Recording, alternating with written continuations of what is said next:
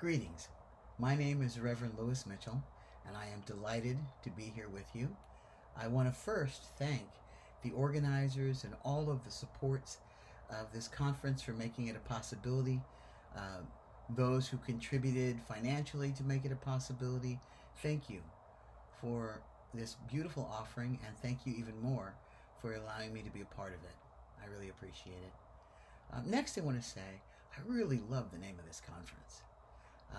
Beyond the blue and the pink and the blue, there's a way in which, in many of our lives, our transness is not always the center of our focus. It's not always the place where our joy is rooted. It is not always the place where our struggles are rooted. It is not always the place where our love is rooted. Our transness is a part of who we are, but we are so much more. We're whole, entirely whole human beings with much variation and many, many issues and concerns. I want to spend a few minutes discussing 4 points, lifting up 4 points. These points were recently lifted up at an event called the Gather Place that was part of the National Transvisibility March. It was a spiritual offering from varied voices and perspectives on 4 major themes. In my introduction to that event, the Gather Place, I lifted up these themes, and I want to dig a little deeper into them with you now. They are the beloved community, that which we are; the lament, that which we so frequently hold; the resilience that has marked our existence throughout time, even before recorded history; and empowerment, that connection that allows us to draw energy and strength from one another and from situations which are designed to defeat us. Let me begin by saying, when I talk about the beloved community that we are, what I mean by that is we are beautiful. We are extraordinary. We're brilliant. We're buoyant. We're bodacious. We're sometimes blustery. We are a lot of things. And in essence, we are also the gift of creation. Many of us, if not most of us, have had to bring ourselves into being when we were the only ones who could see who we are. And we were able to bring that internal and spiritual self externally to dare to risk sharing it with the world. We are truly a kaleidoscope of amazingness. It's interesting because when we talk about beloved and we talk about community, if we're going to be truthful, we are not one community. We are a number of communities joined together under one umbrella of transness. Some of us identify as transsexual. Some of us identify as trans and or transgender. Some of us identify as non-binary or gender non-conforming, or in the case of my best friend Chris Page, otherwise. We come from different walks of life. Some of us transitioned really young. Others of us very late in life. But wherever we've come from, one of the commonalities we hold is that we were able to see in ourselves what was unseen, for the most part, outside of ourselves. How do we weave together this very diverse and sometimes not at all well-aligned group of people? One person and one conversation at a time. The truth is, we're not going to always get along. We are also going to disagree. We will have different ways of doing things. We have different values sometimes.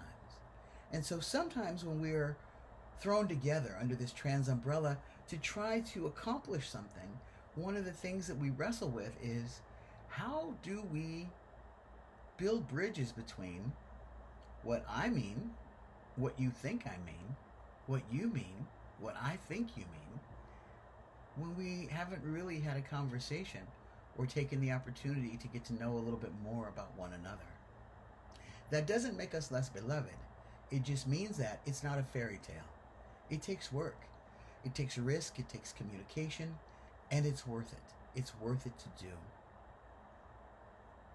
The other thing I want to lift up about the beloved community is that I believe, this is my belief, I believe that some divine energy found us so uniquely gifted that we got to have this journey.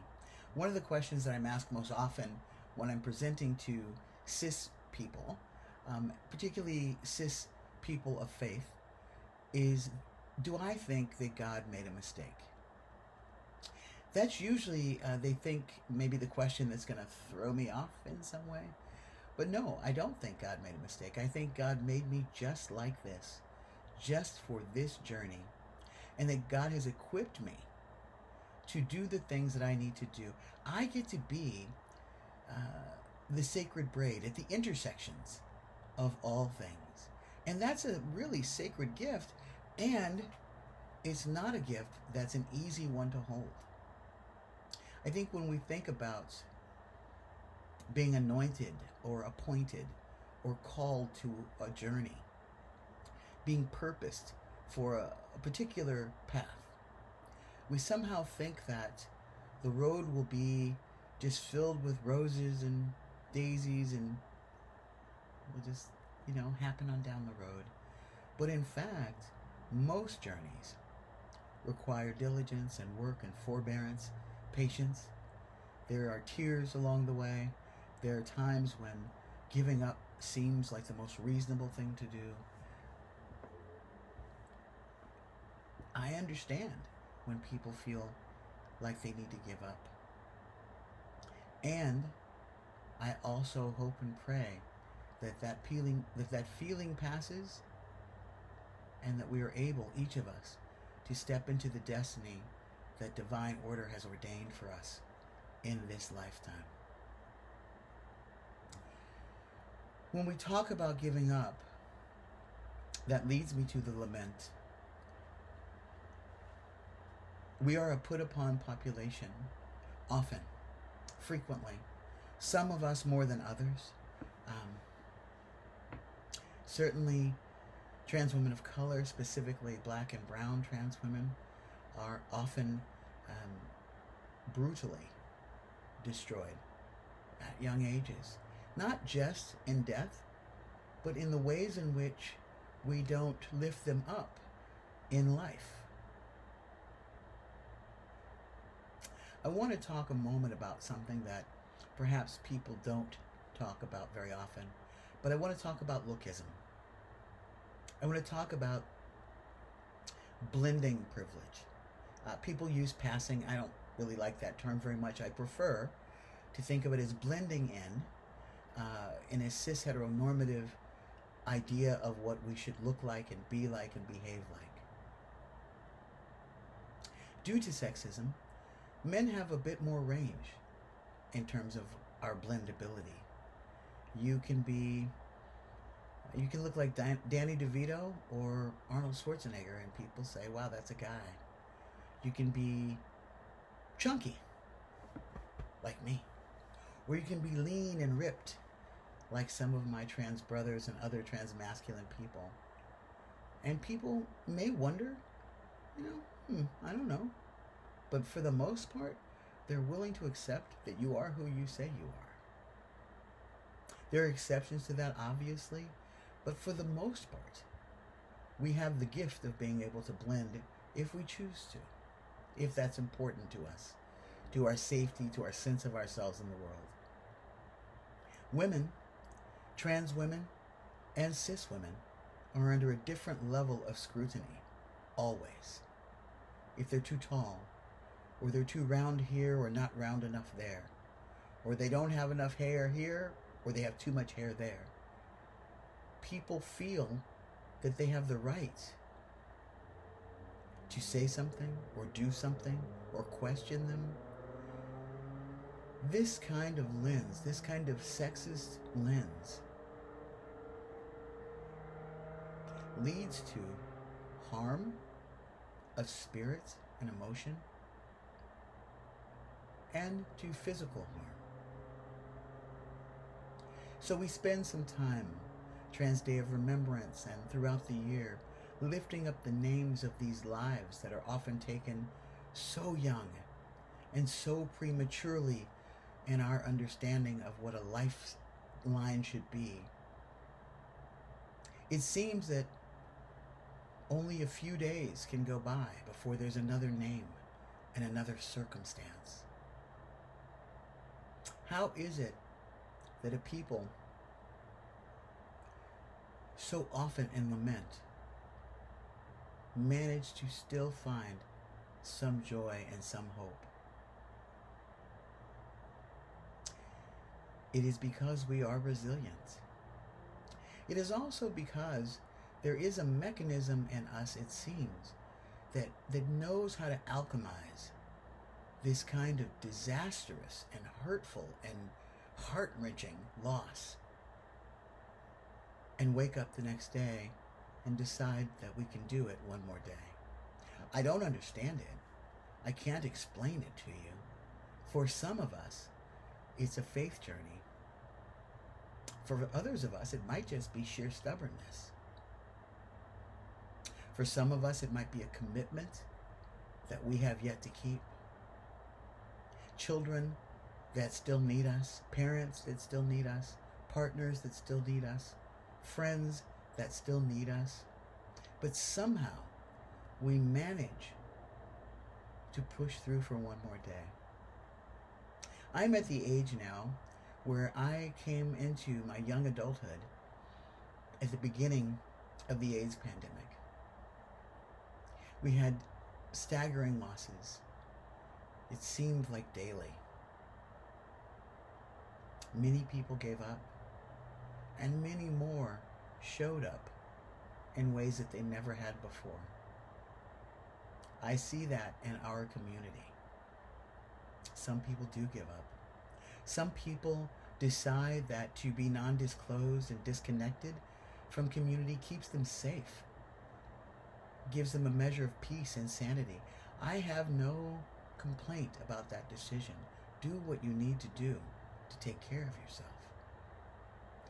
Others of us double our efforts to pour into community, to pour deeper, to reach further, to listen harder, to love more openly. We are a rare group of people because every day we alchemize our lament into resilience and into love. That is a rare and extraordinary gift in a world that seems so selfish and so cold.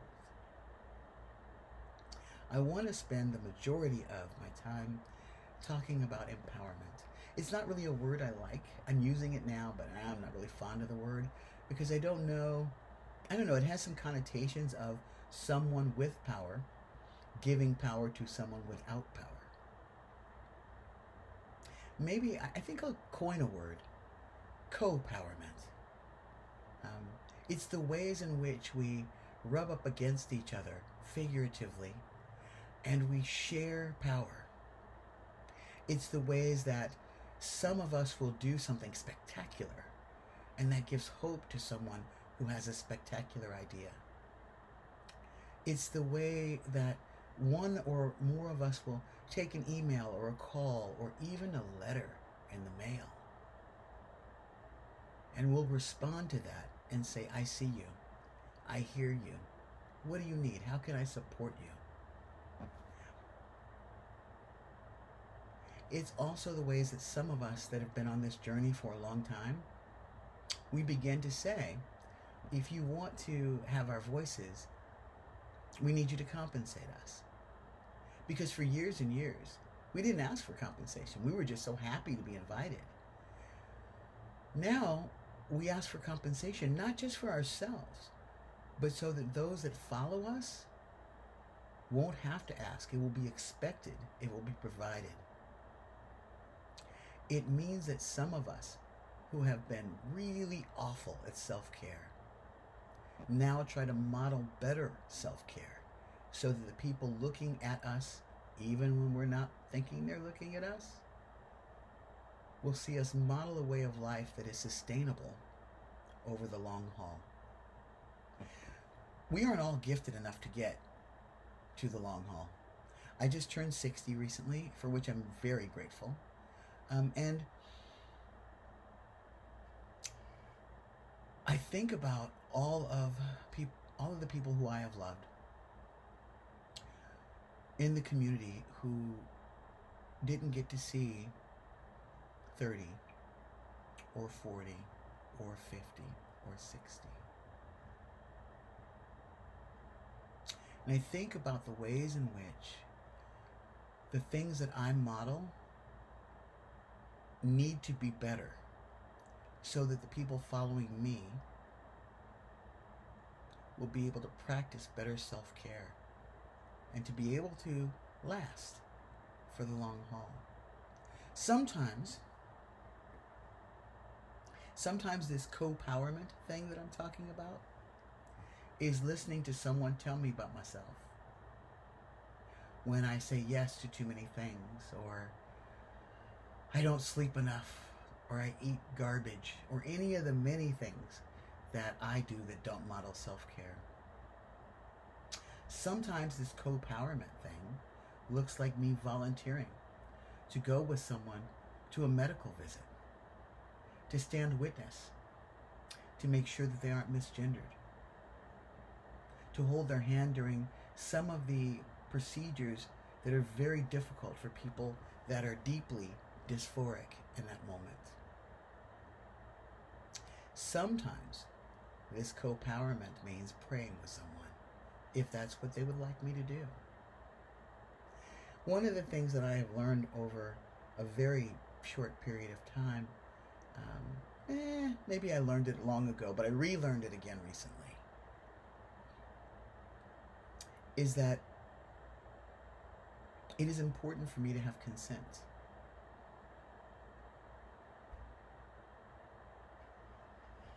It is important for me to have consent.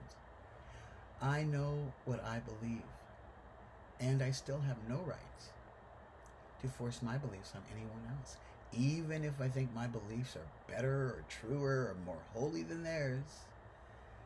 That is not an invitation into community, into fellowship. It is not an invitation into divine relationship with someone. I can hold presence with someone, and I can know deep in my heart that the love of God is there for them. And the best way for me to exhibit that is to be the hands and heart of God.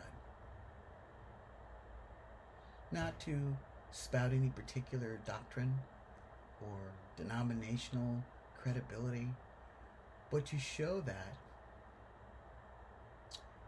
love as an action, love as care, love as non-judgmental listening, love as holding space and being present is enough. That is my prayer. It's a prayer in action that says, you've told me that you've been harmed by institutions of religion.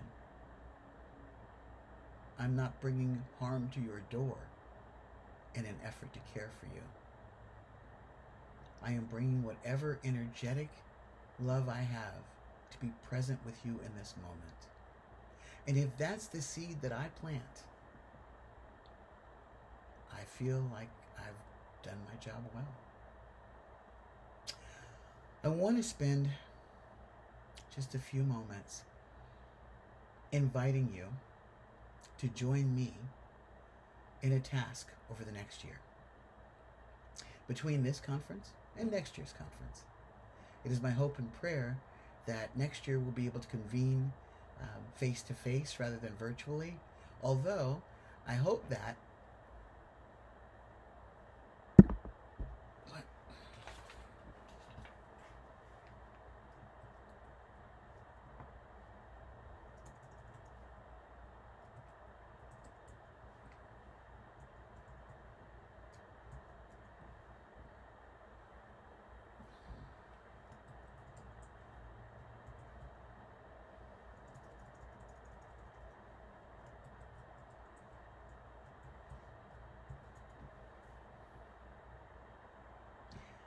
I hope that this will be available for people who are not able to get out and join us in person. One of the gifts of COVID, this is an aside, one of the gifts of COVID is we are learning how to be present with one another in ways that make presence more accessible for more people. That's a gift of COVID. That's a gift. Back to my invitation. I want to invite you to go on a journey of self-realization and realignment. What I mean by that is I want to invite you to join me in pledging to take the next year to look at your life, your friends, your work, your heart, your love, your pets, your environment, your habits, to take a look at your life and ask yourself where you are being the most loving to yourself and where you are being the most unloving to yourself. Let me tell you why I'm asking you to do this with me. Most of the people that I know that have been doing activism, advocacy, community work for 10 years or more, we are not well often. We don't take good care of ourselves. We don't take time for ourselves and our families. We say yes to everything with the best of intentions. I'm going to ask you to join me over this next year in believing that if you don't say yes, someone else in the community will rise into their own leadership and greatness in that open space. I'm going to invite those of you that are more well seasoned in the work, and that doesn't mean a certain age. I thank Dee Dee Waters for the term yelders, young elders, people that are young but have been doing this work for a decade or more. They just started earlier than some of us.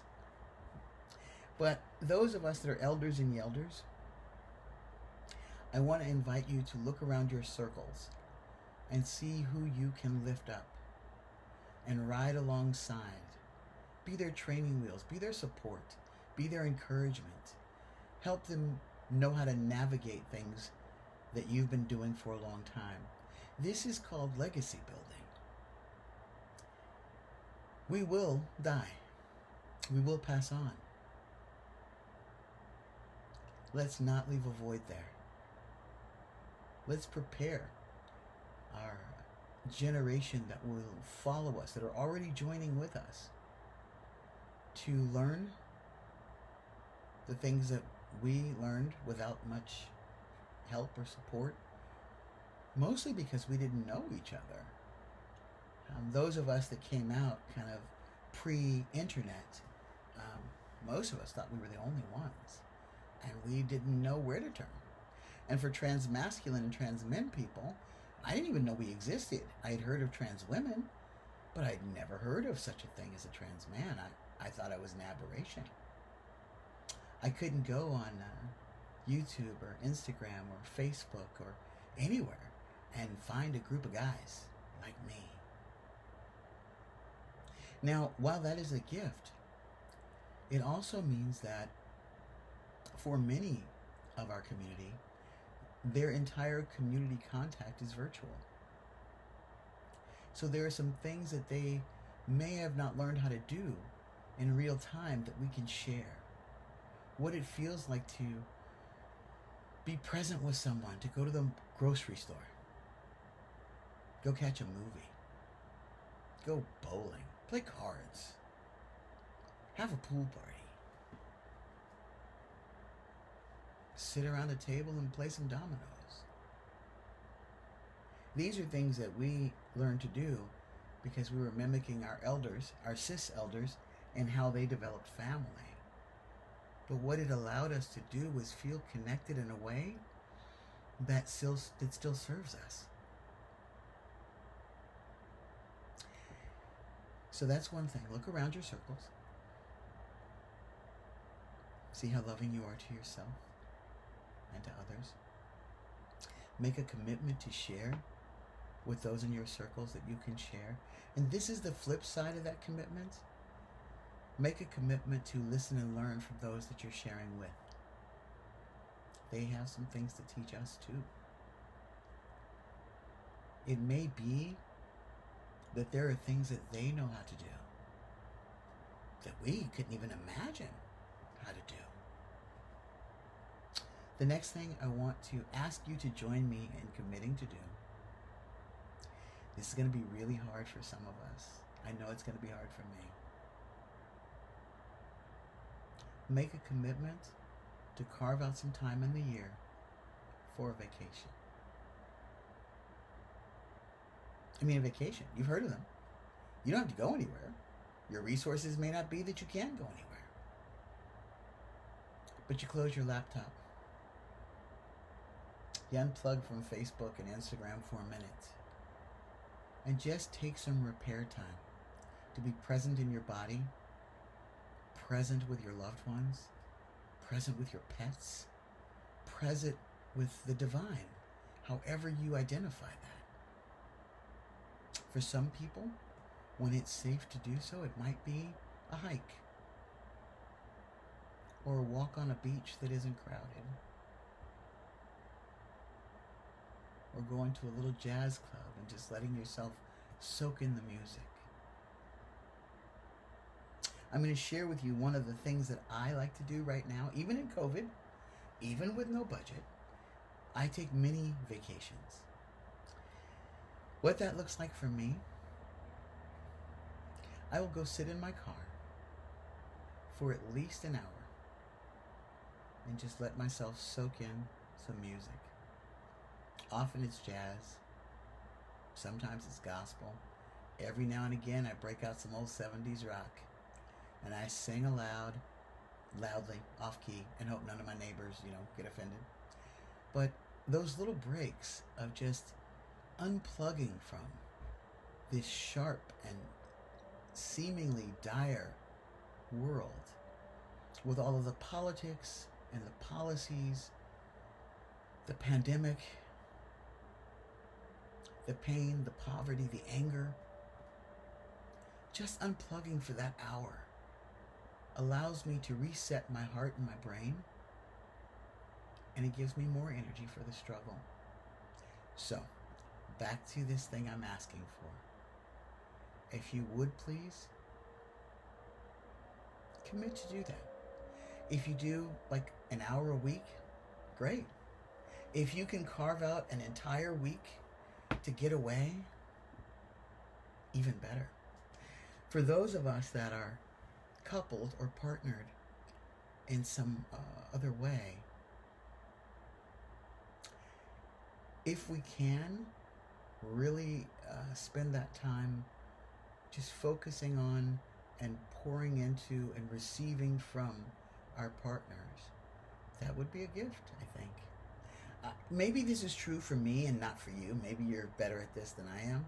I will admit that that's quite possible. But often, my partner, my family, get the least of me because I'm giving and showing up and answering phone calls and emails and Facebook messages and being present with people and all the things that I know that I am called to do. But at the end of the day, I got nothing left. I've poured it all into community, which means that that person who holds me doesn't get the best of me. They get the dregs of me. I'm on a mission to learn how to do that differently this year. I hope you'll join me. If you have wonders about it, ask your partner or loved ones, your children, parents, whomever it is that you are in close relationship with, intimate relationship. And by intimate, intimate is not just sexual. I have deeply intimate relationships with my friends. And I need to ask them, hey, am I showing up for you? And often they'll tell me, no, Louis, you're not. You just go ghost all the time and pop up when you need something. I'm guilty of that. I suspect I'm not alone, but if I am, then please pray for me. I want to end our time together by saying some good things about us. It is October, and this has been a year that has been unlike any year in my lifetime. The pandemic has decimated some of our ways of being in community with one another. And it has forced us to be more creative. We were creative before, but now we've had to be more creative to do the things that we desire to do in community. And I want to say, there are moments when I am moved to tears at the brilliance, just the sheer brilliance of us, at the creativity of us, at the audacity of us, at the generosity of us. We are a heart-strong community. A heart-strong community. Even in these moments, when there is so much on our plates, when the current administration is seeking to take away what little gains we've achieved, what I know, before we had gains, we were brilliant. We were creative. We were excellent. Excellent. Yes, we had hardships. Yes, it was difficult. Deadly difficult. And that has not changed, even with the gains that we have made. There is no administration that can erase us. Even though folks have rewritten history to pretend we weren't there, we have always been. We have always been. And we will always be. The sacred braid, the holy entanglement, the place where divisions of gender and orientation swirl around in us like magic. That's what we get. And nothing and no one can take that away from us. I offer you this pledge, each and every one of you. I will attempt to do a better job of practicing self-care. I will support you in practicing self-care. I will be present with you as you mine the world inside and out for the divinity in you, for the purpose in you, that thing that you were singularly built for, that thing that you have been appointed and anointed to achieve in your journey on this planet. I pray that this entire event is a blessing for you. And it is my hope that the next time you look in the mirror, you smile and you recognize how amazing you are and what a gift you are. What a singular, amazing gift to all of humanity that you are. And that you are worthy of receiving love and care and tenderness and patience and forbearance. You are worthy of the best. Those that love you are worthy of the best of you. We've got this. We're just amazing. Thank you for letting me share time with you. Thank you for pouring into me over and over and over again.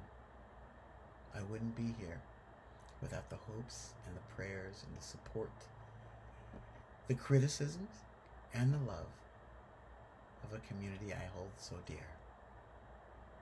Be good to yourselves. Bye for now.